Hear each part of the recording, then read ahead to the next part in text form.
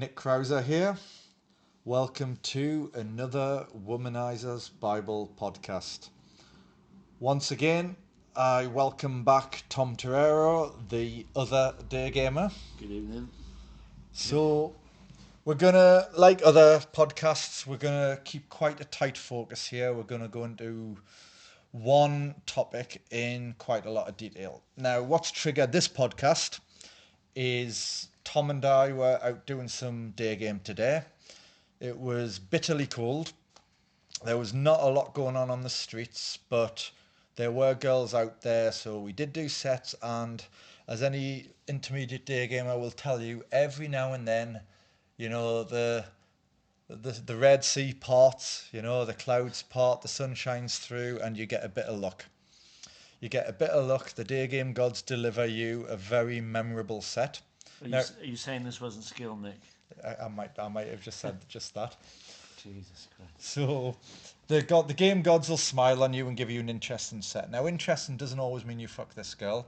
And as of right now, which is about 12 hours later, Tom has not fucked this girl, but it's an interesting story and who knows. So that's going to be the theme of this podcast, is this particular story. Now, on an earlier podcast, we discussed the idea that what we give as day gamers to a lot of girls is the romance novel. We basically hand over a romance novel to the girl and we say, look, you can be the main player in your own 50 Shades of Grey, in your own Wuthering Heights. And there's a lot of depth going on. There's another podcast number 2 goes into this in a lot of detail and theory. Now, it just so happened not long after I recorded that podcast, Tom actually had exactly that scenario. Something which he said literally he was like ticking it off in his mind, things that he'd spoken about on the podcast. So weirdly so, yeah. So first, I think, Tom, is why don't you just start by telling the story? Right, well, I'm not a footballer, even though my physique suggests I am. I'm not a football fan, but you often use the analogy of set pieces, which perhaps applies to other sports. I don't know. Free kicks, corner kicks, yeah. Yeah, where you drill certain things, they're very familiar, and when they crop up, you know what to do. So we had recorded that podcast about certain girls that love this archetype of Heathcliff and the adventure sex and how certain girls go for it, and you need to recognise certain characteristics, blah, blah, blah. And we were having a good old chat about this anyway, because there was not much going on. And Nick was in set, actually. Nick was on the same side of the street with me, talking to a blonde girl. And as any day gamer knows, if you've got a wing, you can either stand there feeling like a fool or you can try and look for another set. So I did. And God was on my side, because as I watched Nick, a girl walked past me. She was petite. I thought she was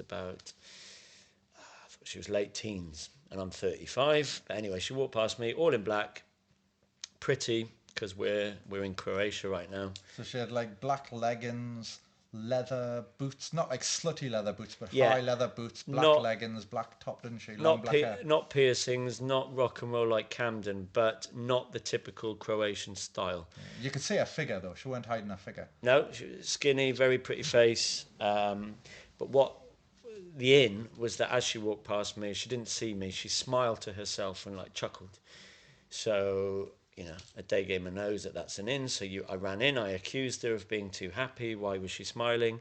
And the answer she gave straight away was that she was thinking about her ex-boyfriend and how she'd like to prod his eyes out, basically, based on when he said to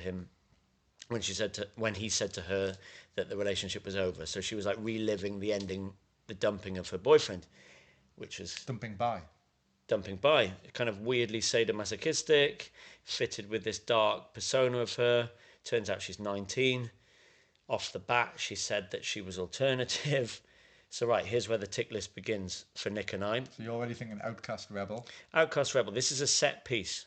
Right, this is the 50 Shades of Grey set piece that Nick and I have experienced before. Very early off the bat, she said she was a virgin. I got that information because... About how many minutes in do you think she said that? 2 minutes in. She was saving herself because... Why did she tell me that? Oh, because she was a strict Catholic, which is a kind of a instinctive spanner in the works. I think that's part of the reason why her boyfriend had dumped her. She was also a metalhead. So I loved all these kind of contradictions. She was an introvert. She didn't like other Croatian girls. So this is just like tick, tick, tick, tick. Still lives with her parents. So the music taste was good. She talked about literature. She talked about poetry. How would you, what sort of label would you put on this archetype? Because I'm thinking the key things here are introvert, Introverted virgin, rebel, outcast. virgin, yeah, Yep. outcast. Well, a rebel, outcast is kind of the same thing, but introverted, virgin, outcast, The age is and significant. educated. Kind of Yep. in our something, but there's a whole world going on in our head that no one else has access to. Yeah, what really turns me on with these girls and that's been successful, I mean, you specialize in this. So, ironically, as I was in this set early on, I was kind of grinning to myself, thinking, well, these are the kind of girls that Nick likes actually, because this is when like the intellectual arrows come out of the bag. Oh yeah, she had mentioned British humour and sarcasm. She had mentioned Carry On films. I'm like, what the fuck? This is a A 19-year-old 19-year-old girl Croatian girl. knows about Carry On, And yeah? then we talk about slapping each other with dead fish, i.e. Monty Python. So I'm thinking, right, halla fucking luya. Her English was exceptional. This is a 19-year-old girl who can discuss like Monty Python with me. And what is she going to be thinking? Like, how many local Croatian Yep, dudes can match those interests? So, yep, yep. This is the moment she's been waiting for. And in our experience, when you kind of interview girls after that you've succeeded with like this, they say like, thank fuck I met a guy like you, because I've been like saving up all this pent up sexual energy.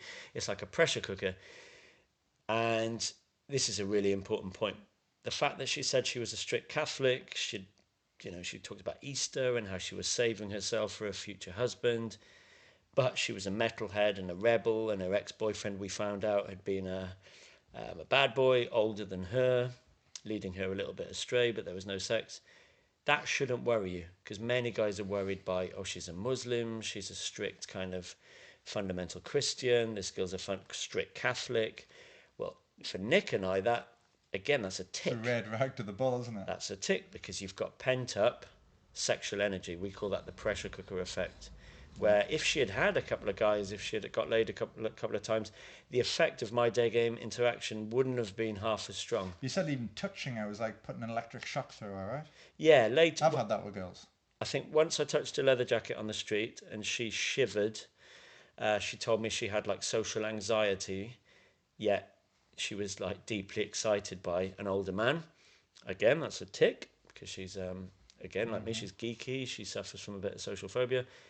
But she's got these massive amounts of unfulfilled sexual energy. So I think you had finished in set by this time. No, yeah, I started just watching you waiting because at this point I thought it was going to be a quickie number close, and then I saw Tom like walk off with her on an eye date, and I immediately thought, hang on, he must have seen something because Tom doesn't normally eye date in this situation. Yeah, So do you want to perhaps talk about on the street stop your decision making? yeah. For example, the decision to eye date, because you don't normally do that. No, the bread and butter of this holiday is collecting leads and filtering, as we are going to talk about somewhere else quite soon. The purpose of an eye date has changed over time. If you're a beginner, they're good because you get some FaceTime and you chit chat with a girl, you solidify the number. For intermediates and beyond, they're a waste of time, really, if you're just talking about number collecting. The only time Nick and I eye date is when you think it's on, same day lay. And this girl had said she's not doing anything, she'd finished uni, she had a few hours to kill, and she's an outcast. I'm like, right, tick, tick, tick, tick, And it's tick. funny that overpowers the Virgin Catholic in the decision making process. Oh yeah, her biology at that point, I think she was screaming like between her legs, like, oh my god, this is it. So I suggest the coffee. We're like, that's very easy. We bounce to a very classy venue, very expensive, called McDonald's. Here it's 70 pence coffee. 70 pence. So I thought, Provide again. fuck yeah, I'll give her 70 pence worth of cappuccino. You just realise how many rules are being broken here by, like, in a chode's mind. Yeah, yeah. Importantly, she asked my age again, which to somebody getting into this is like, oh god, she's fat. Shit. She knows I'm old, and I'm 35. She's 19. But again, it's a chance to shine. It's a chance to do the 50 Shades of Grey thing. So I tell her my real age. And Nick and I are well into, at the moment, like parodying our own game. Or like, it's just like amplified elephant in the room. So you parody yourself. So I said to her, you know, that's far too old for you. You shouldn't be talking to me. I'm a dangerous guy. I can't believe this is happening. And you see the kind of, she's clever enough, this girl, to grin and her eyes are sparkling. She's like, ooh, I've never interacted with a guy Carry on, like Torero. you. Yep. Again, more ticks of the box. I thought I was well in there. But anyway, into McDonald's. No real comfort because I don't really believe in that anymore. Infamy. They've all got it in for me. She's like looking around. We're in a very small city, actually. And this is like 2 p.m. or something. Yeah, mid-afternoon. I'm going for the same day lay, but she's nervous because she thinks like her peers are watching from school and uni. The Catholic thing keeps coming up, so from past experience, I'm like, well, even if I could drag her back to my apartment, it's not going to be a lay today. That's like a sixth sense. That's again, that's this set piece.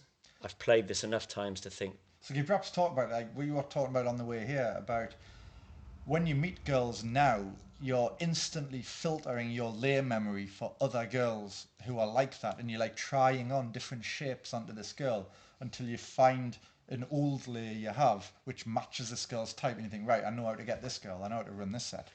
Yeah, it's like those overlays. Do you remember at primary school when you had the overhead projector and you're overlaying maps with this thing? And Nick's more of a speciality. I'm sure you know if you're listening to this podcast with these kind of girls. We used to like mock Nick a little bit with like, oh, she's an introvert. Oh, she's a virgin. Oh, she's 19. Oh, she's a Muslim. Fantastic. Here we go. Because you have this. I've, You have I've this always fetish. targeted those. Yeah, and you Through work. my own psychological background. Yeah, but you worked it out a long time ago. I've got a few of them. It's not really my thing. So kind of like, I knew Nick was around as well. I'm thinking, oh God, this is a Nick girl, because she wanted to talk about geography and politics. She's studying economics. She needs a lot of like that intellectual mastery. Why am I saying this? Yeah, because she reminded me of a girl that I had met in December in London, a British girl who was 18, who I met at a book signing, a Michael Palin book signing, Geek Meets Geek. She was a virgin. But again, that's not a same day lay. I knew because of her inexperience, she needed a But you bit did of fuck time. this 18-year-old. Oh, I did. I fucked on the English first one. date. Yep. But she needed a week or so of like bubbling, and she needed an evening date, and she needed a drink. Well, it's a and massive deal for it's her. huge. And subsequently, She doesn't realise she's just in the notch conveyor belt. bless her. But it makes me feel like less of the wolf in Little Red Riding Hood. That English girl had wanted to lose her virginity since she was 16, but the fact that she had been hanging around other 16-year-old boys, and then she'd been at university and they were now 18-year-old boys, she had made a decision in her mind, like you've said this before, Nick, with your girls. She had said, the next guy that comes along who knows what he's doing and is older than me, i.e. 50 Shades of Grey, I'm going to fuck him. I'm going to lose my virginity. And I was just that guy in the bookshop. So that's what happened. And today I was thinking, this is a similar scenario. So if I had posted that video, let's say online, the chode comments would be, yo, bro, why didn't you fuck her, yo, Why in didn't you those kiss girls toilets? in the street? Yeah. Well, I didn't pay her, so that's the sixth sense. So I'm like, oh, she's the same as the English girl. So I'm like, right, I'm going to put her on to at least another date, because I'm going home tomorrow or the day after. I'm thinking, you know, okay, it's the classic long game, soul collection, if you know what that is. She needs a lot of work to undo this A kind new of... set of decision making. Yeah. There's a lot of games strategically about your decision making. I need to bring her to the edge of the precipice, as you Probably say. have to do a sex chat on Skype or Yep. something. Yeah. A big sort of future projection Yeah. fantasy. This is all in master, isn't it? Like proper Yeah, long game. It's all in mastery. Oh, there you go. Upsell. It's not easy to describe. It takes a lot of work. And right now, I'm quite apathetic in my game. And Nick and I have been talking today about like just being asked to do this. And she's cute, and she's 19, so I should. And I might give you an update the next time I might. I mean, I watched the girl walk past me. She's hot. She's good, man. And like 2 years ago, if I'd met her in London, I'd be like 24/7 long gaming her. But I'm going to try. I will try to long game her. The conclusion of this talk is that, yeah, she's looking... We talked about 50 Shades of Grey, interestingly. We talked about 50 Shades of Grey. So let's talk about how you led her, because you were leading her through the tick boxes as well, like collating information, right? Yeah, both non-verbally and verbally. So do you want to talk about some of the things you put out there in order to pull in the information to make your decisions? Yeah, okay, so you've got... To confirm the archetype. Yep, you've got her age, number one. She's 19 and inexperienced. Number 2, she's a virgin. Number 3, she's pressure cooker Catholic. Number 4, alternative subculture. That's a huge one, even if you're doing this in London or New York. Dresses differently, outcast, odd music. Next one's introvert who writes poetry. She writes fan fiction. She follows obscure TV shows. She knows far too much for her age about intellectual stuff. But that's telling you she's dislocated from the herd Yeah, intellectually and psychologically. Like, she feels she doesn't fit in. yeah.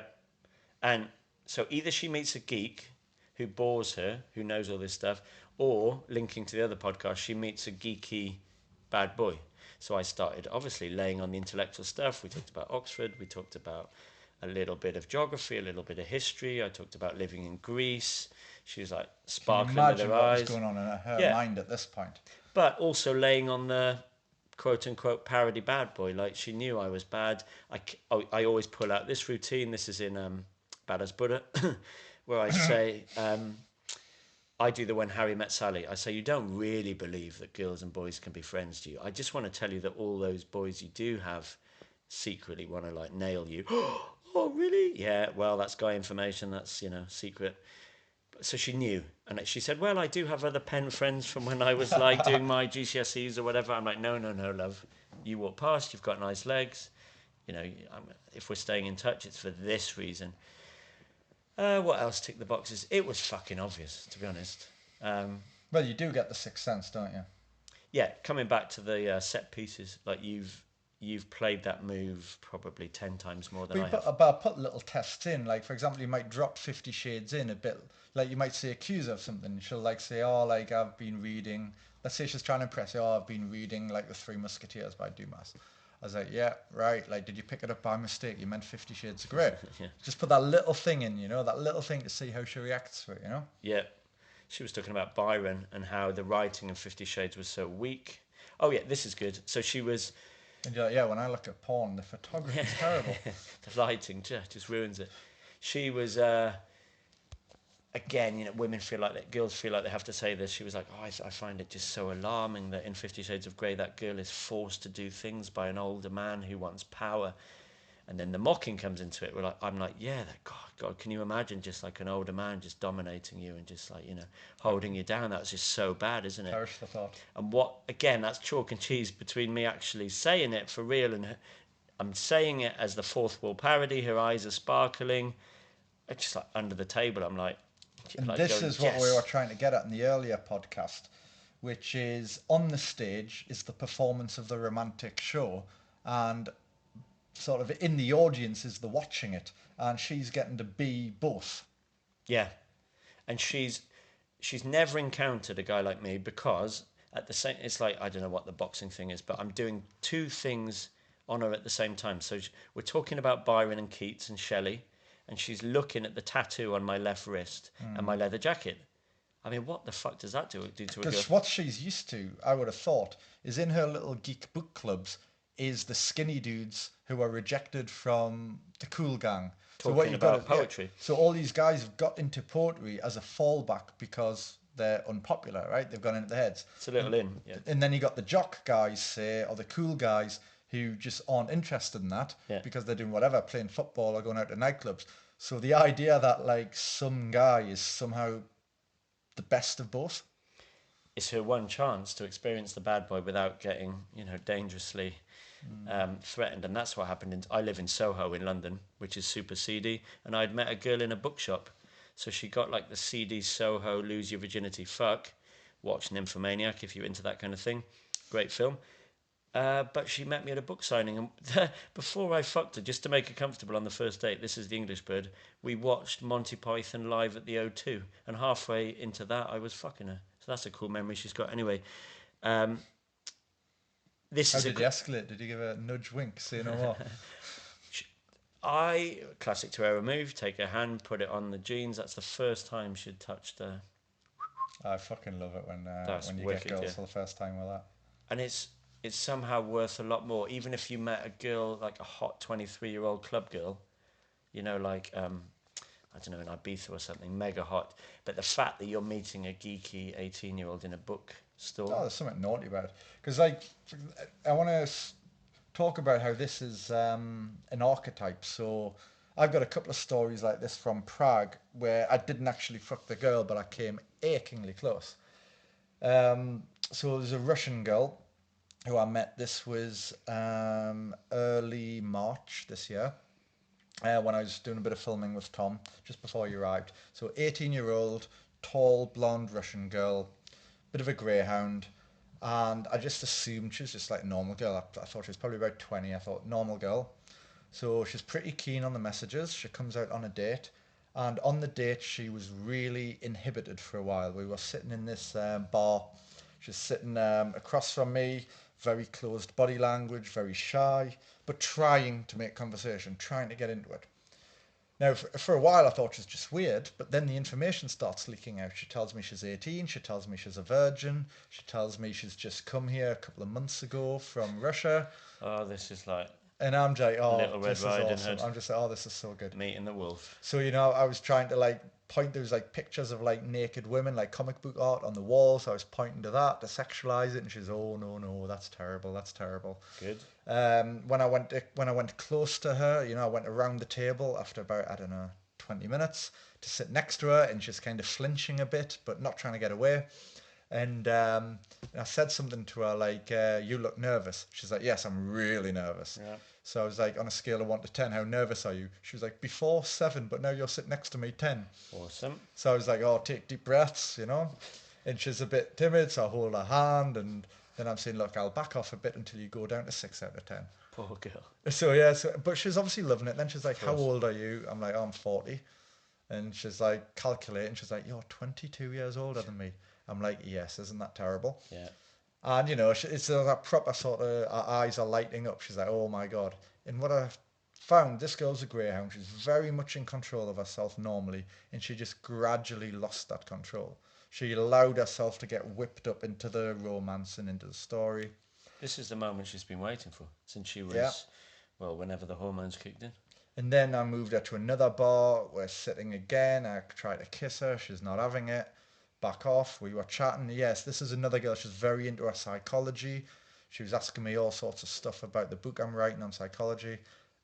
She's read the classics, all of this. It was all that introverted, deep stuff. Yeah. She was telling me how she's never been to a nightclub. She never drinks alcohol. Yeah. She doesn't like the young boys around her because they were all stupid. How she hated being in a hostel when she first arrived because everyone's vapid.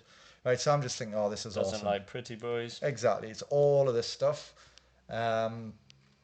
Finally got a kiss off her in the bar. This is about 2 hours into the date, and then her mind she just loses her mind basically. Of course.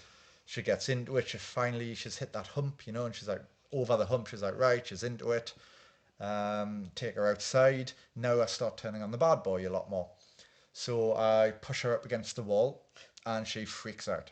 She's like, no, like that, going a bit crazy. So I back off. Yeah. She walks around. We'll go around the corner. I push her up against the wall again, and she fucking loves it. Fractionation. So hand on the throat, loves it. Then I do the hand on dick, right? I'm like, you know how you make me feel. I grab a hand, put it on my dick, which is like hard at this point. She's like, touches it for about 2 seconds. Yeah, first time. Goes probably. to squeeze it and then catches herself and her hands off like a hot stove. Yeah. And then I was like, you haven't touched a dick before, have you? She's like, no. Oh, I love that shit. And then we'll walk around to where there's this like Kafka head moving statue near my apartment, kissing up against the head. I've got my hand on her pussy. I'm like frigging her a little bit. She's completely losing it at this point, loving it. I try to get her into the house. She won't come in, so we'll walk around a bit more, back alley, more up against the wall. Now she's like pushing her pussy into me, like properly gasping and biting my lip and that. And this is an 18-year-old girl. It's not like she's got form for this. This is all instinctive.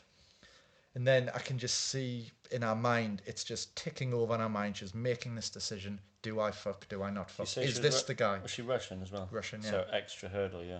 So literally, I'm looking in her eyes and I can see the decision being made behind her eyes. Yeah. She's like, on the one hand, there's the angel on one corner saying, look, like, you're a good girl, you're a virgin, this is a bad boy, don't do it, it's crazy. And on the other side, there's the devil. Is like, God, I'm so horny, I've been waiting for this so long, God, let's take my chance. Yeah. So I see this fighting it out.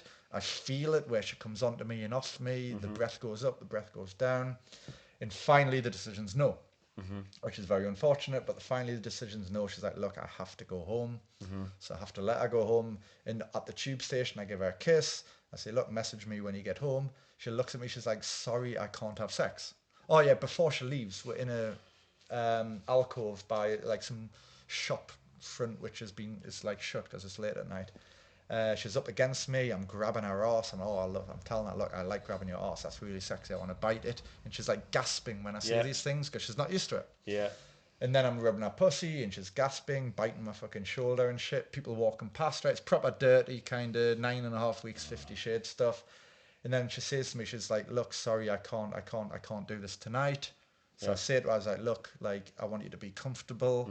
I say, look in my eyes, like, I want you to be comfortable. I'm going to push, but I know what no means. And then she's okay. And I look in her eyes, I drill her eyes, and I say, but I do want to have sex with you. And I swear, like, her knees go weak and she loses 2 inches in height. She's because obviously no guy's ever said that to her. And she's horny as fuck. But anyway, in the end, it's a failure story. She goes home. An hour later, she messages me. She's like, oh, I just got home. Thanks for a great evening. I'm really sorry I couldn't do what you wanted me to. Yeah. We'll stay in touch. We'll have a date. And on the next date, she's got a pre-prepared speech, which is, look, let's just be friends. I smash it. That's a whole different story. But as of right now, we're in touch, but I don't think I'll ever fuck her. I think ultimately it's a failure story. But it was the same, I think we're talking about exactly the same psychology as your girl. Same archetype. Sometimes you fuck them, sometimes you don't. But it was razor thin between success and failure there.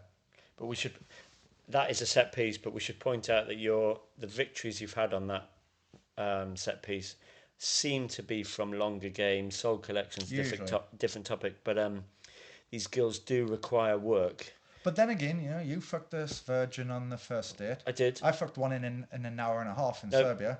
It does happen. It's just rare. happen. It's just rare. It does happen. But if you're out to get this regularly, and this is a cool point, that where else are you going to meet these girls? Yeah, because they don't go to nightclubs. They don't even drink alcohol. The girls we've spoken about don't drink alcohol, whether that's for studying reasons or religious reasons. They think people in bars are vapid usually. Yeah, they don't date guys their own age. They don't like pretty boys like Hollister boys. They don't use social media. That was another tick box today. She doesn't have all the shitty social media that a 19-year-old would have. Often they have like old mobile phones. Yeah, they're making a point of being not of their generation, so you can't meet them on Tinder. Well, they've never had sex, so you can't meet... The mental game is huge to them as well. Yeah. Like most of the battles normally won and lost, I think, mentally, then you hit them up. You win the battle mentally for an hour and a half, then you start hitting them up. Yeah. Like that's how I've always done it. But an inspiration to take from this podcast is that because these are common questions I get via email, guys go, well, what if she's religious? What if she's Muslim? Well, that works in your favour. Pressure cooker, yeah? Oh, what happens if she's much, much younger than me, if she's half my age? That works in your favour. Oh, shit, what happens if she's introverted? She's never really hung around guys. Fantastic, that works in your favour. Oh, but she doesn't go to bars and clubs or drink alcohol. That's fantastic. This can all work over coffee, subcommunicated. Every single thing you just listed is basically her her disqualifying all of your usual competition. Yeah, she ain't in the Ibiza summer pool where, how many guys are trying to fuck her or are fucking her. That's the shoe shine tip, boy. What do you call it? The shoe shine tip, yeah. Once everybody knows about something, it's no longer a tip. Yeah. If the shoe shine boy gives you the tip, the taxi driver gives you investment advice. Yeah. You've missed the boat I love it by the fact that he knows it. When we travel, guys always come up to us. It happened the other day, and a guy goes, oh mate, you've really got to get to like the Croatian islands in the summer. That's fucking phenomenal. There's like girls in bikinis and shit. You can look at them and everything. You're like, yeah, mate, that's on YouTube, and Italian guys discovered that 15 years ago. So anyway, these kind of girls are wandering around cities, and they're introverted, and only day game would work on them. So maybe that's like a revelation for you, that you can open these kind of girls, and in the beginning, run some long game on them. get them invested. If you know what Nick's kind of soul collection thing is, that's just like really deep conversion, deep rapport. You need to do first Facebook chats and then maybe Skype chats and naked selfies and sex chats, and you need to revisit cities. But it's really, really possible, and you've made a kind of a living off. I don't know how. Can you estimate how many of these birds you've done? It's probably about a quarter of my lay count. I mean, not necessarily virgins, but they might have had one guy before me. But it's probably about a quarter of my total lay man. count. You predatory, dirty man. So, on that bombshell, we will wrap up this podcast. So, I think we achieved what I wanted to, because Tom had this good example that happened today, and while it was fresh in our minds, I wanted to try and link it into theory we've already spoken about, and try and get into this idea that I'm pushing in these podcasts, that day game's very deep. There's a load of different angles you can do on it, and it does give you access to girls which might not be possible other routes. Now, that's not the poo-poo night game. Night game gives you access to girls that day game doesn't as well, right? It works both ways, but it is interesting to find these girls. I mean, I just have the spider sense for them. The alarm bells trigger certain things by how they look, how they walk, how they open, the things they start dropping in, and I just start ticking these check boxes, and I just think this girl fits the mold. I know how to deal with that. And some of them it goes nowhere, obviously, like any set, and other ones you get these sets of glory. You get to deflower a teenage virgin. There are entire porn channels that make people millions based on deflowering virgins. Just to repeat that fact, that I get more satisfaction from one of these fulfilling of a romance novel than I do from a regular day two with a 22-year-old blonde that's already fucked a couple of guys or more. It's a different weird thing that gives you a kick because you feel masculine, and she gets a electric thing from this. Yeah, because like day game, you can get like toilet pulls in the middle of the day. You can have your normal day twos, and this is just another flavor of day game, right? It's a set piece. It's another tub in the ice cream selection, right? Yeah, but it's a wicked set piece to learn. And it's fucking great when you pull it off. It feels great. Okay, so on that bombshell, we are finished. Thank you for listening.